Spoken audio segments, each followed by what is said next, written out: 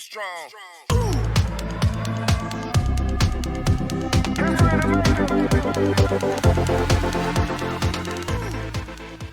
Okay, previous టాపిక్స్లలో మనం different types of domestic appliances గురించి మనము తెలుసుకున్నాం. దాంట్లో మనకి బేసికల్గా 4 టైప్స్ అని చెప్పుకున్నాము. ఒకటేమో హీటింగ్ అప్లయన్సెస్, సెకండ్ది వచ్చేసి మోటరైజ్డ్, థర్డ్ది వచ్చేసి లూమినస్ది, ఫోర్త్ది వచ్చేసి అదర్ అప్లయన్సెస్. ఓకే, దాని గురించి ఎగ్జాంపుల్స్ గురించి కూడా మనము తెలుసుకున్నాము. Next will go for the rules. అంటే ఏంది రూల్స్ దేనికోసము?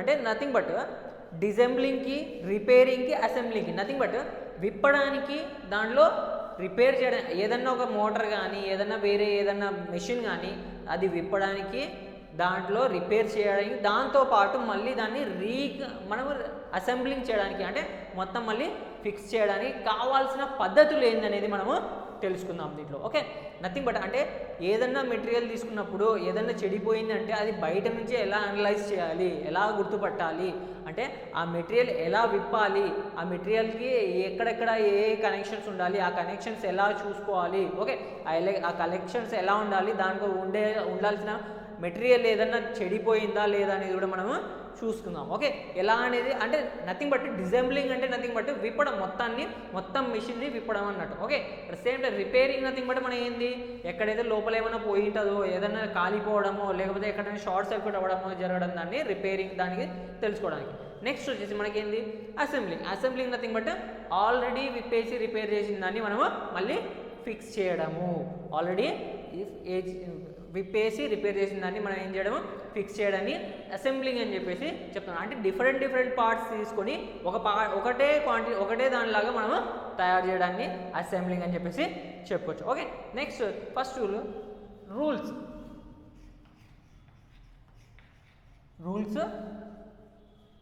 టు బి ఫాలోడ్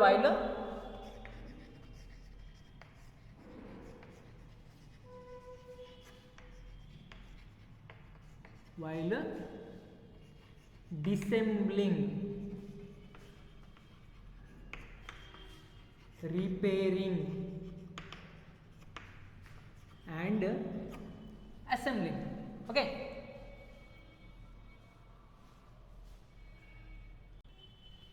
మరి ఎట్లా చేసుకోవాలి? ఫస్ట్ ఏదైనా మెటీరియల్ తీసుకోవాలంటే, అంటే ఏదైనా మెటీరియల్ గురించి రిపేర్ కానీ దాన్ని విప్పాలి అంటే దాని బౌల్ట్ కానీ స్క్రూస్ కానీ ఏదైనా కనెక్షన్స్ కానీ తీసేయాలంటే ఫస్ట్ ఆ మెటీరియల్ ఏంటి? ఓకే, ఫస్ట్ మనకి వచ్చే పాయింట్ ఏంటంటే at least spend some time to study it's fitting. అంటే ఫస్ట్ పాయింట్ వచ్చేసి spend some time to study fittings. Okay, fittings and material used. Nothing but అంటే కొంత సమయం అనేది కేటాయించండి.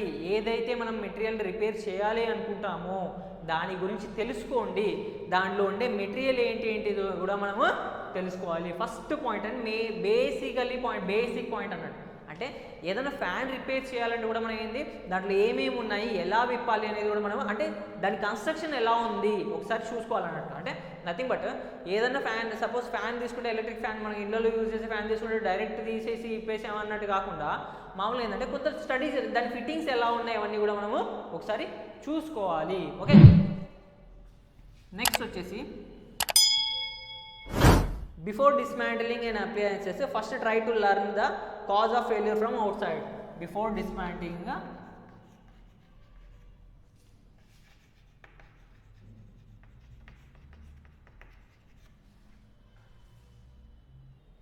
ఓకే, ఫస్ట్ పాయింట్ వచ్చేసి మనం ఏం చెప్పుకున్నాం, ఆల్రెడీ స్పెండ్ సమ్ టైమ్ అని చెప్పుకున్నాం కదా.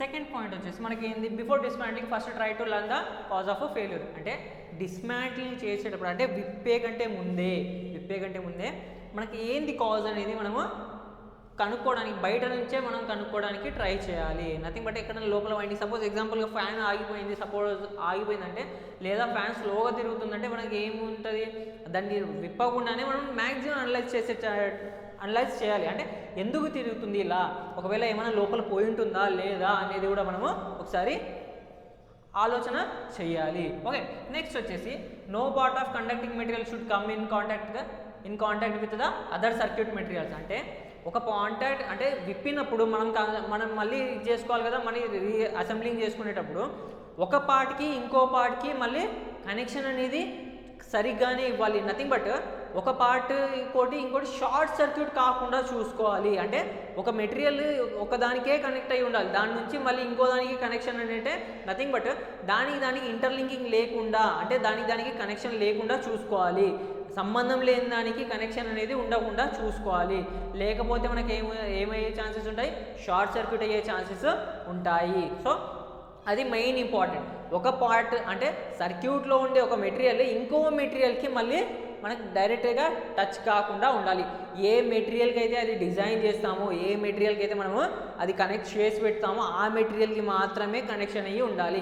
మిగతా దానిలోకి మనకు కనెక్షన్ అయ్యి ఉండకూడదు. ఎగ్జాంపుల్గా ఫ్యాన్ వైండింగ్ తీసుకుంటే ఫ్యాన్ వైండింగ్ దానికి రోటార్కి మాత్రమే ఉండాలి, అంటే లోపల తిరిగేదానికి మాత్రమే ఉండాలి. బయట తిరిగేదానికి టచ్ అయ్యే ఛాన్సెస్ ఉంటే షార్ట్ అయ్యే ఛాన్సెస్ ఉంటాయి, షార్ట్ సర్క్యూట్ అయ్యే ఛాన్సెస్ ఉంటాయి. సో అది కూడా అట్ ద సేమ్ టైం అలా జరిగేటప్పుడు ఎప్పుడన్నా మనం బై మిస్టేక్ టచ్ చేసినా కూడా మనకి షాక్ తగిలే ఛాన్సెస్ ఉంటాయి. సో మనం ఏంది ఆ వైండింగ్ని మనం అంటే నథింగ్ బట్ ఆ వైండింగ్ కానీ ఐదర్ ఇట్ మేబీ ఆ ఫ్యాన్ అయినా కానీ ఐదర్ ఇట్ మేబీ వేరే ఏదైనా కానీ ఆ ఏ మెటీరియల్ దేనికైతే కనెక్ట్ చేసామో ఆ కనెక్షనే ఉండాలి. దానికి ఇంకో ఎక్స్ట్రా కనెక్షన్గా మనము ఎక్కడ టచ్ కాకుండా చూసుకోవాలి, షార్ట్ సర్క్యూట్ అవ్వకుండా చూసుకోవాలి. ఓకే, నెక్స్ట్ వచ్చేసి for any need replacement choose correct size. అంటే ఏదైనా రీప్లేస్మెంట్ చేయాల్సి వచ్చినప్పుడు ఐదర్ మేబీ ఏదైనా సపోజ్ ఎలక్ట్రిక్ ఐరన్ బాక్స్ తీసుకుంటే దాని లోపల ఒక హీటింగ్ మెటీరియల్ ఉంటుంది. ఆ హీటింగ్ మెటీరియల్ తీసేయాలనుకుంటున్నాం, ఒక్కొక్క ఎలక్ట్రిక్ ఐరన్ బాక్స్ ఒక్కో టైప్ అనేది ఉపయోగించుకుంటాము. ఒక్కొక్క దానికి 40 వాట్స్ అనేది ఉపయోగించుకుంటాము. అట్ ద సేమ్ టైం దాని సైజ్ అనేది చిన్నగా ఉంటుంది. వేరే కొన్ని దాంట్లో మనకి 60 వాట్స్ అనేది ఉపయోగించుకుంటాము, దాని సైజ్ కొంచెం పెద్దగా ఉంటుంది. అంటే మనం ఏదైతే ఐరన్ బాక్స్ యూజ్ చేస్తున్నామో ఆ ఐరన్ బాక్స్కి తగ్గ మెటీరియల్ మాత్రమే యూజ్ చేయాలి. దానికంటే పెద్దది కూడా ఉపయోగించకూడదు, దానికంటే చిన్నది కూడా మనము ఉపయోగించకూడదు. ఓకే, నెక్స్ట్ వచ్చేసి అవాయిడ్ లూజ్ ఫిట్టింగ్స్. అంటే లూజ్ ఫిట్టింగ్స్ అంటే నథింగ్ బట్ ఎగ్జాంపుల్గా మనం ఎక్కడైనా అసెంబ్లింగ్ చేసిన తర్వాత ఎక్కడైనా స్క్రూస్ కానీ బోల్ట్స్ కానీ నట్స్ కానీ మనం ఏం చేస్తామంటే కొంత లూజ్ చేసేటం. అలాంటి లూజ్ ఫిట్టింగ్స్ అనేది ఎప్పుడు ఉండకూడదు. ఎందుకు ఛాన్సెస్ అంటే యూజింగ్ చేసే కొద్దీ ఆటోమేటిక్గా ఒకవేళ లూజ్ ఉందంటే యూజింగ్ చేసే కొద్దీ ఆటోమేటిక్గా నట్ కానీ స్క్రూ కానీ లూజ్ అవుతూ ఉంటుంది. దానివల్ల ఎప్పుడో ఒక రోజు అంటే nothing but 10 times 20 times use చేసిన తర్వాత ఆటోమేటిక్గా మనకి అది ఓపెన్ అయిపోయి మనకి షాక్ అంటే యూజ్ చేసేటప్పుడు షార్ట్ సర్క్యూట్ అయ్యే ఛాన్సెస్ ఉంటాయి. Okay, so avoid loose fittings. Next వచ్చేసి నెవర్ అబ్యూస్ టూల్స్. అంటే నథింగ్ బట్ ఏ టూల్ దేనికోసం అయితే ఉపయోగించాలో దానికోసమే ఉపయోగించాలి. అంటే నథింగ్ బట్ టెస్టర్ ఉపయోగించే దగ్గర అంటే స్క్రూ డ్రైవర్ ఉపయోగించే దగ్గర టెస్టర్ ఉపయోగించకూడదు, టెస్టర్ ఉపయోగించే దగ్గర స్క్రూ డ్రైవర్ అనేది ఉపయోగించకూడదు. ఇది ఎగ్జాంపుల్గా తీసుకుంటే ఎందుకు టెస్టర్ పర్పస్ ఏంటంటే జస్ట్ లైవ్ కనెక్షన్ ఉందా లేదా కనుక్కోవడానికి మాత్రమే ఉపయోగం. అంటే టెస్టర్ కనెక్షన్ పర్పస్ ఏంది, ఒక సాకెట్లో మనకి కరెంట్ అనేది వస్తుందా లేదా కనెక్షన్ చూసుకోవడానికి మాత్రమే ఉపయోగిస్తుంది, దానికంటే ఎక్కువ ఉపయోగిస్తుంది. ఎందుకు అంటే దానికి అంతకంటే ఎక్కువ యూజ్ చేయకూడదు. దాని హ్యాండ్లింగ్ అనేది చాలా తక్కువ, అంటే స్మూత్గా ఉంటుంది, చాలా హార్ష్గా ఉండదు. వేరే స్క్రూ డ్రైవర్ తీసుకుంటే దాని హ్యాండ్లింగ్ ఎట్లన్నా రఫ్ యూజ్ అనేది కూడా మనము యూజ్ చేసుకోవచ్చు. ఓకే, నెక్స్ట్ వచ్చేసి never change terminals while dealing with motorised appliances. అంటే మోటార్ అప్లికేషన్స్ నథింగ్ బట్ మనకి మోటార్స్ కానీ గ్రైండర్స్ కానీ దాంట్లో మోటార్ అప్లయన్సెస్ అంటే నథింగ్ మోటార్స్ యూజ్ చేసేదాన్ని మనము మోటార్ అప్లయన్సెస్ అంటాం కదా. ఆ మోటార్ అప్లయన్సెస్ యూజ్ చేసేటప్పుడు దాంట్లో కనెక్షన్లను చేంజ్ మాత్రం చేయకూడదు. అంటే దాంట్లో ఉండే మన టర్మినల్స్ని చేంజ్ ఎప్పుడు చేయకూడదు. ఒకవేళ చేంజ్ చేస్తే ఒకసారి మోటార్ అటున్నా తిరగవచ్చు, ఇటన్నా తిరగవచ్చు, లేదా ఖాళీ కూడా పోవచ్చు. సో అలా కూడా మనము ఉపయోగించుకోవాలి. ఎప్పుడైనా సరే ఎగ్జాంపుల్ తీసుకుంటే మనకి ఇంకోటి కూడా ఏంటంటే ఎప్పుడైనా సరే ఒక మెటీరియల్ యూజ్ చేసుకుంటే దానికి అసలు ఆగిపోయినప్పుడు ఎందుకు ఆగిపోయింది బయట నుంచే చూసుకొని అవగాహన అనేది పెంచుకోవాలి, మెయిన్ అది ఇంపార్టెంట్. ఓకే, దాని తర్వాతనే మనకి ఈ డిఫరెంట్ అనేది స్టెప్స్ అనేది యూజ్ చేసుకోవాలి. అసెంబ్లింగ్ డిసెంబ్లింగ్ దగ్గర మనకి ఎప్పుడైనా సరే ఓకే, అసెంబ్లింగ్ చేసేటప్పుడు మనకి ఎప్పుడు లూజ్ కనెక్షన్స్ మాత్రం ఉండకూడదు. అది లూజ్ కనెక్షన్ ఒకవేళ మోటార్ అప్లికేషన్స్ ఉన్నాయంటే మోటార్ తిరిగేటప్పుడు ఆటోమేటిక్గా దాంట్లో ఫోర్స్ అనేది ఉత్పత్తి అవుతుంది. ఆ ఫోర్స్ ఉత్పత్తి అయినప్పుడు దాని మీద లూజ్ ఫిట్టింగ్ ఉన్నప్పుడు ఆటోమేటిక్గా బోల్ట్స్ కానీ నట్స్ కానీ మనకి ఏమవుతుందంటే లూజ్ అవుతూ తిరుగుతూ ఆటోమేటిక్గా మూమెంట్ ఉన్నప్పుడు అది లూజ్ అయ్యే ఛాన్సెస్, ఆ లూజ్ అయినప్పుడు మనకి మాత్రం చాలా ప్రాబ్లమ్ అవుతుంది. ఓకే, ఎప్పుడు కూడా అలా లూజ్ కనెక్షన్స్ అనేది మనము పెట్టకూడదు. So these are the rules to be followed while dismantling, assembling, disassembling దగ్గర. ఓకే.